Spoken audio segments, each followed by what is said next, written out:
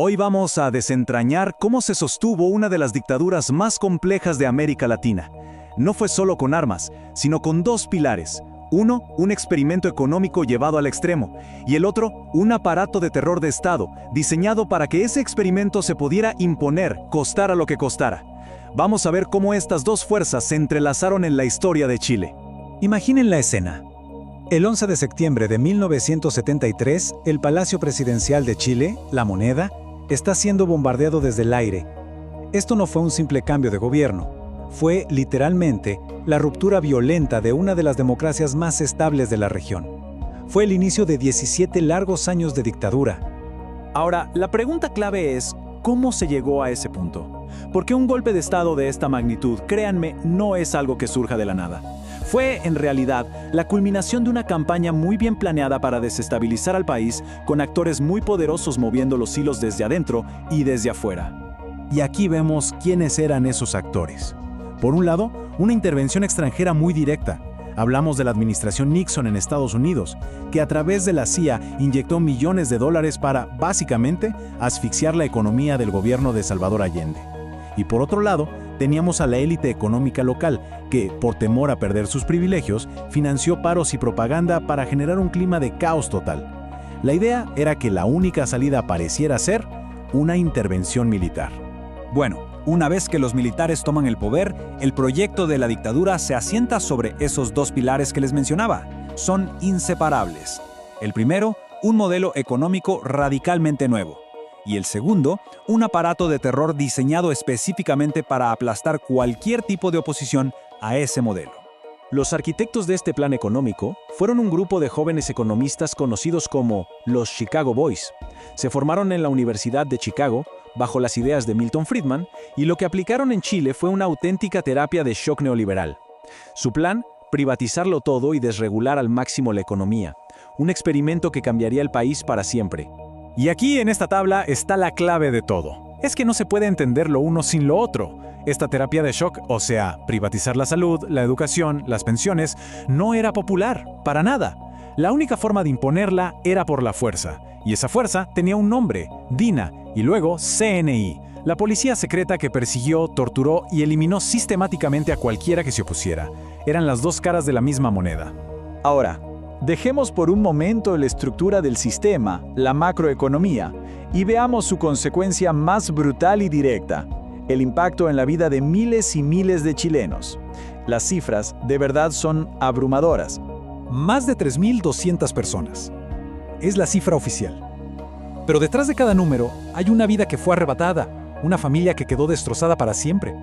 A esa cifra, súmenle más de 40.000 personas. 40.000 que sobrevivieron a la tortura y a las cárceles políticas. La cifra, por supuesto, no puede medir el dolor ni las secuelas que cargaron por el resto de sus vidas. Y finalmente más de 200.000 personas. 200.000 que tuvieron que huir de su propio país, forzadas al exilio. Una generación entera expulsada, perdiendo sus raíces, sus amigos, su hogar. Y si vemos el desglose de los informes oficiales, la cosa se vuelve todavía más escalofriante. Ojo que no son estimaciones, son los resultados de comisiones de verdad y reconciliación que documentaron el horror, caso por caso.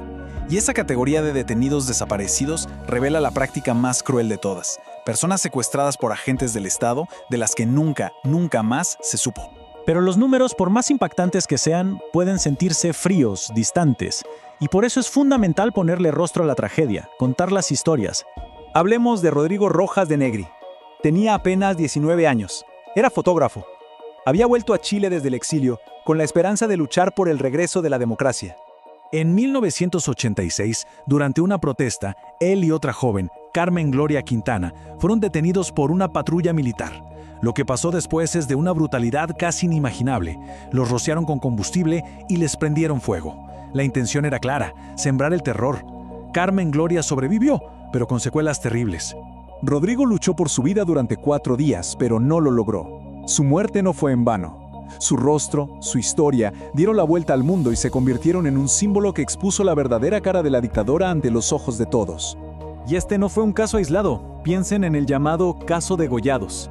3 profesionales, militantes comunistas, fueron secuestrados a plena luz del día y sus cuerpos aparecieron degollados. La crueldad fue tan pero tan extrema que generó una crisis dentro del propio régimen. Demostró que la barbarie que habían desatado se estaba volviendo incontrolable incluso para ellos mismos. Todo esto nos lleva inevitablemente a una pregunta final. ¿Qué queda de todo esto hoy? ¿De qué manera las decisiones que se tomaron durante la dictadura siguen afectando al Chile del siglo XXI? El legado económico es sin duda una historia con dos caras. Por un lado está el famoso milagro chileno, con cifras de crecimiento que eran aplaudidas en todo el mundo.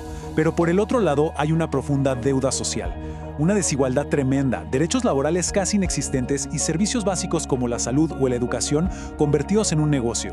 El resultado, una sensación de precariedad para una gran parte de la población. Y claro, el regreso a la democracia no fue nada fácil ni gratis. Tuvo un costo altísimo. Un costo político porque se heredó una constitución hecha a la medida de la dictadura. Un costo social, con el sacrificio de toda una generación que salió a las calles a protestar. Y un costo, en términos de justicia, porque la transición fue negociada y dejó una herida de impunidad, con una búsqueda de verdad que para muchas familias todavía no termina. Al final, si hay algo que podemos sacar en claro de todo esto, es que entender este periodo no es solo mirar al pasado, es un recordatorio constante de lo frágiles que pueden ser las instituciones democráticas y de que la defensa de los derechos humanos es una tarea de todos los días, que nunca se puede dar por sentada. Y así, la pregunta queda flotando en el aire. Porque más allá de los datos y los análisis, la memoria de un país es algo que está vivo. Es un debate que continúa sobre quiénes somos, de dónde venimos y sobre todo qué futuro se quiere construir a partir de esas lecciones.